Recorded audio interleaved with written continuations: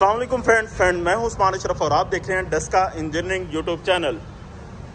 दोस्तों, आज हम आयल मशीन का आपको प्रैक्टिकल दिखाएंगे। ये डस्का इंजीनियरिंग की आटा चक्कियाँ अल्हम्दुलिल्लाह ये छानने की तैयारी हो रही है जी। अभी हम आपको आयल मशीन का प्रैक्टिकल जो है ना वो दिखाएंगे। ये जी यहाँ पे प्रैक्टिकल हो रहा है आयल मशीन का, ये चेक करें जी।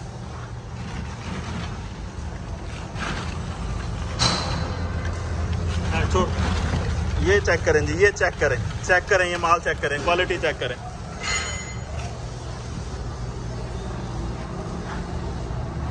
ये चेक करें जी। सरसों जितनी साफ डालेंगे उतना साफ जो है ना इसमें से ऑयल निकल सकता है। बाद बात सरसों में मट्टी होती है और उस वजह से यहाँ पे थोड़ी बहुत मट्टी आ जाती है, जैसे ये आई हुई है।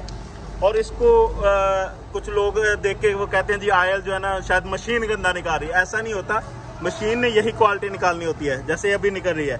सरसों अगर साफ है तो इंशाल्लाह जो माल भी क्वालिटी वाला निकलेगा। सरसों अगर गंदी है तो वो मट्टी उसमें थोड़ी सी रहेगी, बाद में इसको फिल्टर के जरिए इसे साफ किया जा सकता है। उस्मान भाई, एक बात जो है ना सरसों गीली होने की वजह से सही नहीं निकलती है, तो लोगों को ये लगता है कि मतलब जी बिल्कुल, जब भी आपने आना है प्रैक्टिकल के लिए कोशिश करनी है। देखें, जो आपके कोल्हू वाली सरसों है ना उसका हिसाब और होता है, वहां पे नमी वाली चल जाती है।